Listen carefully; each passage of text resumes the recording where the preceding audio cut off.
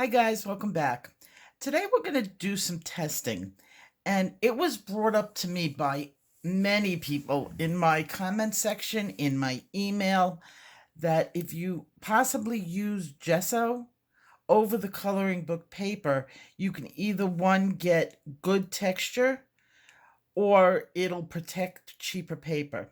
Now, when I first saw the comments being made about this technique, I kind of wondered if it was actually tested or not, because I really haven't seen it for myself.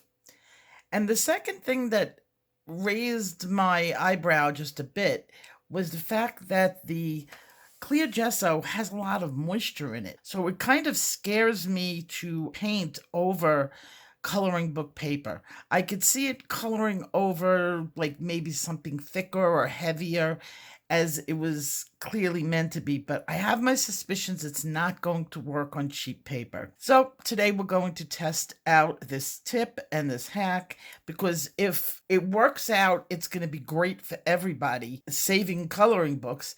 If it doesn't work out, well, we'll all know. We're going to find out together. To start out, I created a board. Now, the board has 3 sections, and I know you can't see the bottom section, but this whole top section, it's on long paper, so there's a lot. I think there's 30 slips of paper on here altogether. Instead of doing this experiment on a specific brand, I kind of got types of paper. First one is the Bristol Smooth, and that's the paper itself. So I said, okay, let's test it out on Bristol Smooth. I have it here. It's underneath everything. This is watercolor paper. I have mixed media, and this is Strathmore Black, Strathmore Gray. I'm using Color It paper as a example of good cardstock. I think that this cardstock is better than my cardstock, which is the Nini cardstock, but I have both of them here, and this is just a sample. If it works, great. Then I took, the hardcover books, Hannah Calzone uses it, the hard books that we use, and you can recognize some of the artwork. Several different artists use this paper. I sacrificed a sheet and I put that in it. Here is very inexpensive coloring book paper. Okay, it's close to computer paper. Okay, and this is what you might get off of Amazon from the inexpensive books. Then I took black sketch paper, which should react the same thing as white sketch paper. Sketch paper is a lesser grade paper. It's only meant for sketching. It's not meant for developing big pictures. And here I have plain old computer paper. First thing I'm going to do for our first test, I'm going to put down a layer of the gesso. I'm using Mont clear textured gesso, because you can get the smooth gesso also, but I'm using textured because I want to test out something on it in addition to this. Now, giving it a texture should increase the tooth, and you should be able to really go to town with colored pencils. So we're going to test that. So right now, I'm going to start this experiment off in putting this on and getting it to start drying. I'm going to shake it up well because there is a texturizer in this. Now, these pieces of paper are being held down by some painter's tape. I left it so that if it's going to curl, it can curl. And I'm going to get out a cup. It's probably all the gesso we need.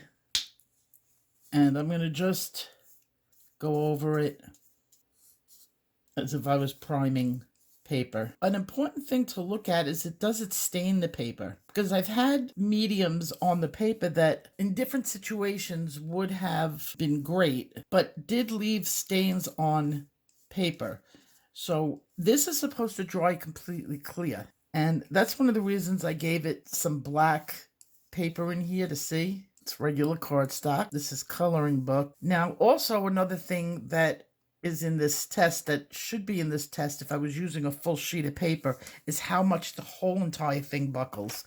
I have a feeling that it's going to buckle even in the small swatches, but we'll see. This first test would be if you were taking a blank piece of paper, trying to protect your paper or increase its tooth right from the beginning. So I'm going to give it about an hour paper to dry so that we can actually look at the buckling. It's been about 2 hours. I really let it dry really well because sometimes when the paper buckles and then after it's really super dry, it'll flatten itself out. So I wanted to make sure that's what we had, and that's the whole process went through the paper about as good as you can get. So I had some interesting results from it. Now we'll take a little look at it. The Bristol Smooth paper, it worked. I have a nice coating on here. It feels like a heavy tooth. It worked on the watercolor paper without buckling it. The mixed media black, it didn't buckle the paper,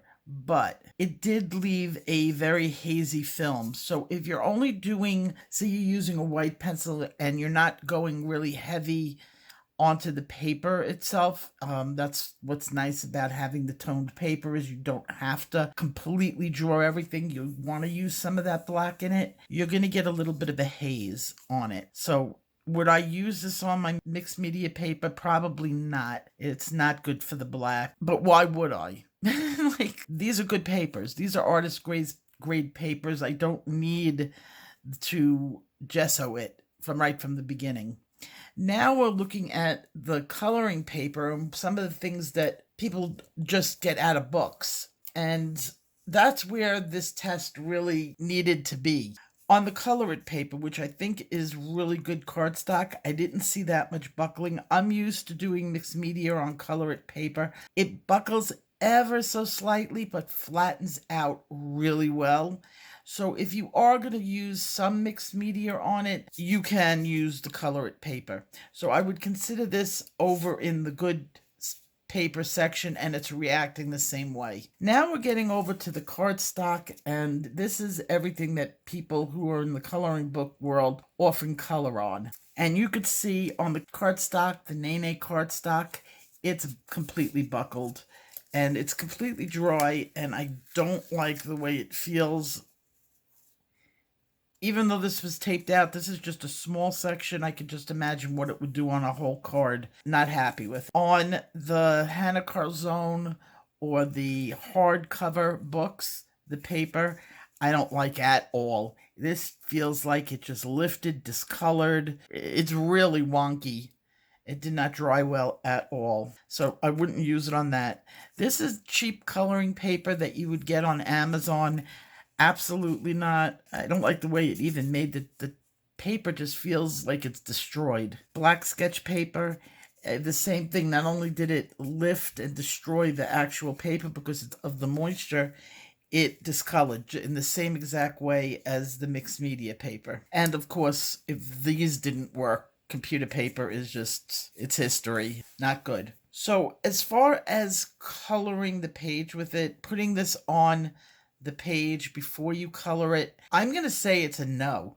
I would not do this. I would not recommend it. I don't like it at all. If for any paper that's a full page. Now I did, and you'll see, I did some drawing on here. And this is where I might change my mind, or at least in some applications. So you're drawing on the paper and you run out of tooth. How does this react as far as bringing out tooth? So what I'm going to do now is, I really should have done this to save time, but I didn't. I'm going to take a small paintbrush, and this is the exact same thing you would do with the brush and pencil texturizer. Now this is a professional product. This is archival. This, I don't know if it's archival. It doesn't say anything about it being archival, but it's a common gesso. I want to see how it reacts in a small spot, and then we're going to color over and see what it does. Just pretend that we need more tooth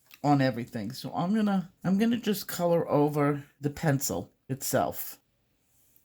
Now, why is there two here? One is oil and one is wax. So I wanted to make sure that that was reacting the same exact way for both.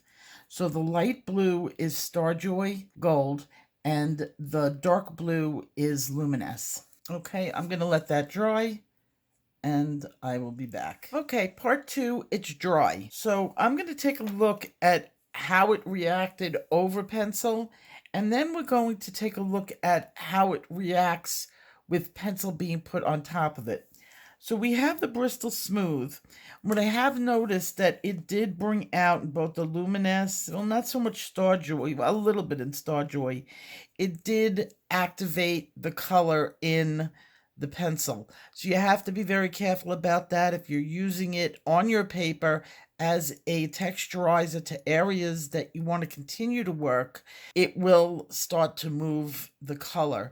That is normal in many pencils. So it did lift and move on the Bristol Smooth. And let's see how it colors. Okay, now you can see, and I'll zoom in, there's a big difference in color. It seems to be brighter, and a brightening agent, which is really very nice. Okay, it happened the same thing on the Starjoy, and it seems to have brightened the color. Now, even if I go here and I add multiple layers, there's still a difference in the color. So it's a positive. Just know what you're doing when you're working with this, that the colors may be a little bit different after you use it. On the watercolor paper, I would imagine it being the same thing. Okay, now I'm discovering something that it was not. It actually chipped the pencil. So that's on watercolor paper. It's extremely toothy to begin with. And it just snagged my pencil to the point it broke. So keep that in mind. On the mixed media paper, that's pretty good on the mixed media paper.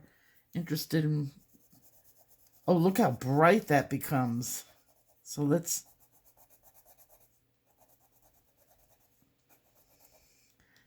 This is brighter. So it had the same reaction as it did with the Bristol Smooth. So this is a yes. I would use it on Bristol Smooth. I would not use it on water paper. Mixed media, I would use this on like a Stratford, definitely. Let's see how it does on here. It did lift a little bit. Very nice. I would do that. Let's just make sure. I'm going to get the same reaction. Okay, right here. I don't know. I'll zoom in. It's not horrible, but you can kind of scrape it off. It was some gloppy texturizer. Okay, so I would definitely use it on there. On the Color It book, this is not the only place it did this, because I'm looking down the line. For whatever reason, it seems to have glopped up on the sides, and I don't know why. So, and it glopped up right in the middle. It colors over it. So just keep that in mind. Let's see how it does on here. I would say it's a yes on Color It's paper. And what I'm seeing a pattern that I think this is going to work in small areas better than large. The same thing with this little thing from Brush and Pencil. You don't use this in a large area. You may use it on an eye. You may use it on some lips if you want to add some extra something for details. That's what this is, and I'm finding these are very similar in the way they work. Cardstock. This is my Nene, and there was a lot of movement on the Nene as far as pencils go. It is coloring nicely. Just keep this in mind. Okay, let's see. There's like a gummy almost texture to it. And I don't know. Doesn't look bad. So I guess it's just a feeling that you get. It spreads out. In fact, it's spread all the way down here. So this is I would give it a yes and a no.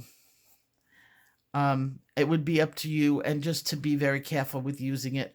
On the cardstock, remember, this is the way it reacted. It did not lift up in the small area, which is good. In fact, it didn't, well, it did a little bit. It didn't buckle really the paper in small amounts, so that's a positive.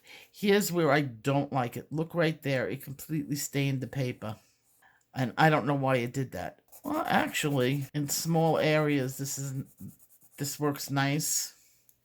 I'm going to say a yes on this. Coloring book paper, it I would say yes in small doses over there.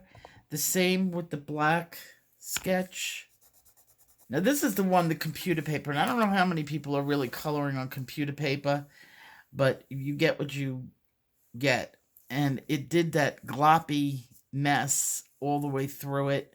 I would absolutely give it a big no. I would not put this down on coloring book paper, on computer paper at all. So far, I would go up to the quality of Color It. As far as doing the whole paper, I just don't see the necessity on good paper. Why you would do that? And maybe somebody in the comment section can come up with a reason why you would do that on good paper. It seems, I mean, this stuff has good tooth. Coloring book type paper, it curled every one. And I would not recommend going over the whole entire paper with this.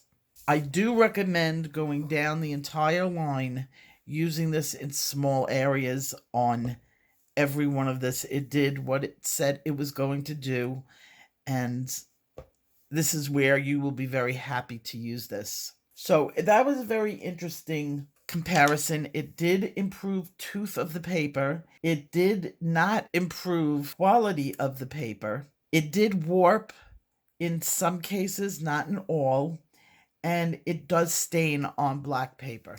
The third row was going to be for a test on a different product that is similar to this, but given the time that this took, I'm going to leave that for another video. So with that, I will say goodnight, and I will see you in my next video. Take care. Bye-bye.